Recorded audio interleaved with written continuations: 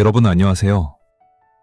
오늘 아침에 눈 뜨자마자 여러분이 제일 먼저 한 행동이 뭔지 아세요? 잠깐 생각해 보세요. 알람을 끄고 그 다음에 뭘 하셨어요? 네, 맞습니다. 아마 10명 중 8명은 스마트폰을 집어들었을 거예요. 저도 그랬거든요. 인스타그램 알림 확인하고 카톡 확인하고 어제 못 본 유튜브 영상 하나 보고 그러다 보면 어느새 30분이 훅 지나가 있죠. 한 번은 제 친구가 저한테 이런 얘기를 하더라고요. 요즘 머리가 너무 복잡해. 뭔가 계속 정보는 들어오는데 정작 내 생각은 하나도 없는 것 같아. 여러분도 이런 느낌 받아본 적 있으신가요? 우리는 지금 정보의 홍수가 아니라 아예 정보의 쓰나미 시대에 살고 있습니다. 20대 대학생은 취업 정보에 치이고 30대 직장인은 업무 메시지에 치이고 40대는 자녀 교육 정보에 50대, 60대는 건강 정보에 치이죠. 우리 뇌가 지금 무슨 상태냐면요. 컴퓨터로 치면 크롬 탭을 200개쯤 켜놓은 상태예요. 계속 돌아가고는 있는데 뭐 하나 제대로 작동을 안 하는 거죠. 뇌가 우리한테 매일 비명을 지르고 있어요. 제발 나 좀 쉬게 해줘. 그런데 오늘 제가 여러분께 정말 좋은 소식을 가져왔습니다. 여러분의 뇌를 다시 숨쉬게 하고 복잡하게 엉킨 마음을 한 방에 정리해줄 방법이 있어요. 거창한 장비 필요 없고요. 돈도 안 들고요. 하루에 딱 15분이면 됩니다. 딱 2가지만 기억하시면 돼요. 책을 읽으세요. 그리고 산책하세요. 너무 단순해서 좀 허무하신가요? 근데 이게 과학적으로, 심리학적으로 증명된 가장 강력한 뇌 재부팅 방법입니다. 지금부터 왜 그런지, 어떻게 하면 되는지 차근차근 설명해 드릴게요. 자, 첫 번째, 왜 하필 책일까요? 요즘 같은 시대에 유튜브도 있고 넷플릭스도 있고 릴스도 있는데 왜 굳이 책이냐고요? 여러분, 솔직히 말씀드릴게요. 저도 책보다 영상 보는 게 훨씬 편해요. 누워서 쉽게 볼 수 있잖아요. 근데 문제가 뭔지 아세요? 영상은 우리 뇌에 설탕이 잔뜩 들어간 탄산음료를 마시는 것과 똑같아요. 처음엔 시원하고 좋죠. 기분도 좋고. 근데 1시간 뒤에 보면 갈증이 더 나고 머리는 멍하고 뭔가 허전해요. 특히 요즘 숏폼 영상들 있잖아요. 15초, 30초짜리. 이게 진짜 무서운 게 뭔지 아세요? 우리 뇌의 보상 회로를 완전히 망가뜨립니다. 뇌가 점점 더 자극적인 걸 원하게 돼요. 그래서 1시간 동안 숏폼 보고 나면 정작 해야 할 공부나 업무에 집중이 하나도 안 되는 거예요. 뇌가 이미 빠른 자극에 길들여져 버렸거든요. 그런데 책은 완전히 다릅니다. 책은 뇌를 위한 고급 디톡스 주스예요. 천천히, 깊게, 제대로 우리 몸을 정화시켜주죠. 제가 한 가지 비유를 들어볼게요. 영상은 정보가 우리 머릿속으로 공격해 들어옵니다. 우리는 그냥 받기만 하면 돼요. 수동적이죠. 근데 책은 다릅니다. 우리가 직접 그 의미를 사냥해와야 해요. 글자를 읽고 아, 이게 무슨 뜻이지? 생각하고 머릿속으로 장면을 상상하고 이 과정에서 우리 뇌의 전두엽이 엄청나게 활발하게 움직입니다. 전두엽이 뭐냐고요? 우리 뇌에서 판단하고 계획하고 집중하는 부분이에요. 근육으로 치면 코어 근육 같은 거죠. 이걸 심리학에서는 깊은 인지적 몰입 상태라고 부릅니다. 그리고 더 신기한 게 있어요. 책을 읽으면 우리는 타인의 삶을 간접 경험하게 됩니다. 주인공이 슬프면 나도 슬프고 주인공이 기쁘면 나도 기뻐요. 이 과정에서 우리의 공감 능력이 자라요. 실제로 연구 결과가 있어요. 소설을 자주 읽는 사람들은 타인의 감정을 더 잘 이해한다고 합니다. 왜냐하면 책을 읽으면서 계속 다른 사람의 입장이 돼보거든요. 그리고 또 하나, 책을 읽으면 내 삶을 객관적으로 볼 수 있는 힘이 생깁니다. 이 책 주인공도 나랑 비슷한 고민을 하네? 이러면서 매 문제를 좀 더 멀리서 바라보게 되는 거죠. 이게 엄청 중요해요. 우리가 문제에 빠져 있을 때는 해결책이 안 보이거든요. 근데 한 발짝 물러서서 보면 아, 별거 아니었네 하는 경우가 많아요. 아, 요즘 집중력이 너무 떨어졌어요. 이렇게 말씀하시는 20대, 30대 분들도 많고요. 자꾸 깜빡깜빡해요. 치매 오는 거 아닌가 걱정돼요. 이렇게 걱정하시는 50대, 60대 분들도 계세요. 해결책은 똑같습니다. 하루 딱 15분 종이책을 펼치는 거예요. 꼭 어려운 책 읽으실 필요 없어요. 에세이도 좋고 소설도 좋고 자기계발서도 좋아요. 중요한 건 종이책이라는 거예요. 전자책보다 종이책이 훨씬 좋습니다. 왜냐하면 스마트폰이나 태블릿에는 알림이 뜨거든요. 집중이 깨지죠. 하루 15분. 종이책을 펼치는 것만으로도 여러분의 뇌는 서서히 맑아지기 시작할 겁니다. 자, 좋은 책으로 신선한 자극을 머릿속에 넣었습니다. 그 다음엔 뭘 해야 할까요? 이제 그걸 내 것으로 만들어야겠죠?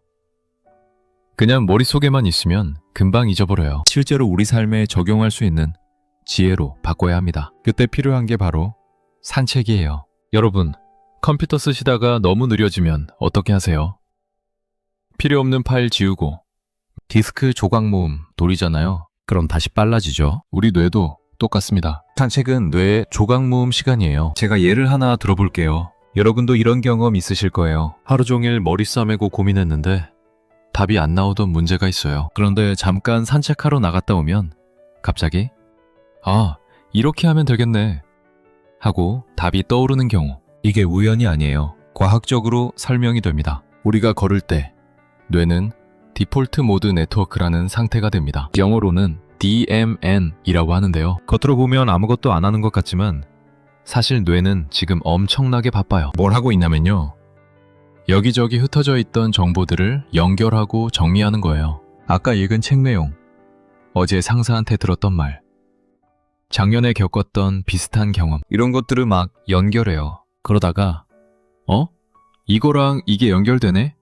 하면서 새로운 아이디어가 튀어나오는 거죠. 스티브 잡스도 중요한 회의할 때 꼭 산책하면서 했다고 해요. 페이스북 CEO 마크 저커버그도 중요한 결정 내리기 전에는 꼭 산책을 한대요. 다 이유가 있는 거예요. 그리고 또 하나 재밌는 게 있어요. 걷는다는 행위 자체가 우리 뇌에 엄청난 자극을 줘요. 왼발, 오른발, 왼발, 오른발, 이렇게 교차해서 걷잖아요. 이게 양측성 자극이라고 해서 좌뇌와 우뇌를 동시에 자극합니다. 좌뇌는 논리적 사고를 담당하고 우뇌는 창의적 사고를 담당하죠. 이 둘이 동시에 활성화되니까 창의적인 아이디어가 막 나오는 거예요. 실제로 심리치료에서도 이 원리를 씁니다. 트라우마 치료할 때 EMDR이라는 기법이 있는데요. 양쪽 눈을 교차로 움직이게 하거든요. 그럼 뇌의 양쪽이 동시에 활성화되면서 트라우마가 치료돼요. 산책도 똑같은 원리예요. 그래서 걷다 보면 막막했던 문제에 갑자기 이렇게 하면 되겠다 하는 답이 툭 튀어나오는 거예요. 이제 이유를 아시겠죠? 산책은 정말로 지식을 지혜로 바꿔주는 마법 같은 시간입니다. 가장 저렴하고도 가장 강력한 아이디어 공장이에요. 그리고 한 가지 더. 산책하면 세로토닌이라는 호르몬이 나옵니다. 이게 행복 호르몬이거든요. 그래서 산책하고 나면 기분이 좋아져요. 우울했던 기분도 좀 나아지고요. 실제로 우울증 환자들한테 의사들이 꼭 권하는 게 하루 30분 산책이에요. 약물 치료만큼이나 효과가 좋다고 합니다. 자, 그럼 이제 중요한 부분이죠. 좋은 건 알겠는데 어떻게 실천하나요? 구체적인 방법 3가지 알려드릴게요. 첫 번째, 스마트폰 없는 15분을 만드세요. 산책할 때 제발, 정말 제발 부탁인데요. 폰은 가방 깊숙이 넣어두세요. 아니면 아예 집에 두고 나가세요. 에이, 그래도 혹시 연락 오면 어떡해요? 괜찮아요. 15분 동안 세상이 무너지지 않습니다. 저 해봤어요. 폰 없이 걸으면 처음엔 좀 불안해요. 뭐 하지? 심심한데. 근데 5분만 지나면 달라져요. 주변 소리가 들리기 시작해요. 새 소리, 바람 소리, 누군가의 대화 소리, 그리고 내 머릿속 목소리가 들려요. 요즘 내가 이런 생각을 하고 있었구나.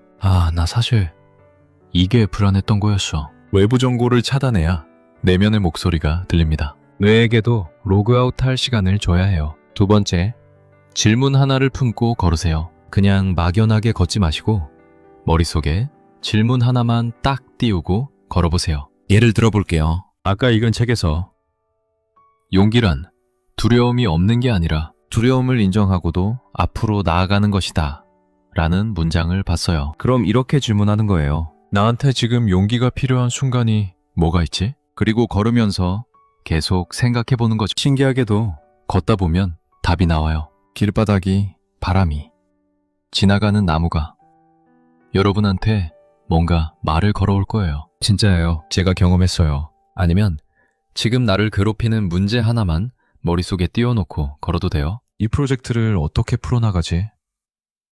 아이와의 관계를 어떻게 회복하지? 답을 바로 찾으려 하지 마세요. 그냥 질문만 품고 천천히 걸으세요. 뇌가 알아서 답을 찾아줄 거예요. 세 번째, 사색 기록을 남기세요. 산책하고 집에 돌아오면 바로 까먹어요.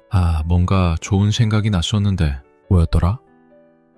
그래서 꼭 기록을 해야 해요. 근데 길게 쓸 필요 없어요. 딱 3문장만 쓰세요. 오늘 무엇을 읽었는가? 어디를 걸었는가? 무엇을 느꼈는가? 예를 들어볼게요. 오늘은 아몬드라는 소설을 읽었다. 감정을 느끼지 못하는 주인공 이야기. 한강변을 걸었다. 바람이 시원했다. 나도 가끔은 내 감정을 억누르고 사는 건 아닐까 생각했다. 오늘부터는 내 감정에 좀 더 솔직해져야겠다. 이렇게요.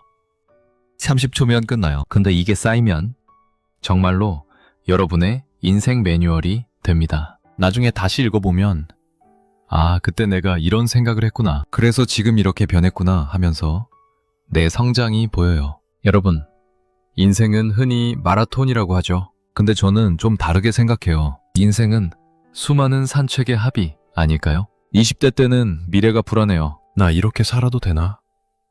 다들 앞서가는 것 같은데. 40대 때는 중압감에 짓눌려요. 위로는 부모님, 아래로는 아이들. 나는 언제 내 인생을 살지? 60대 때는 허전해요. 이제 뭘 하며 살지?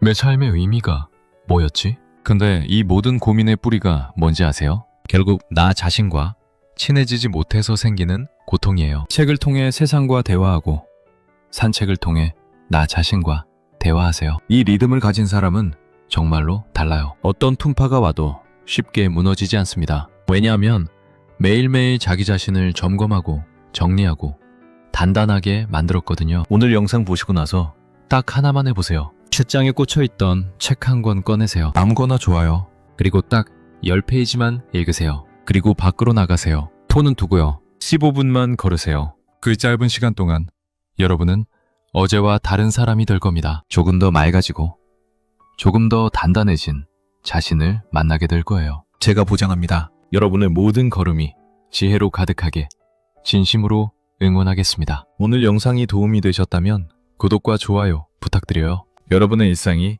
책과 산책으로 더 풍요로워지길 바랍니다. 감사합니다.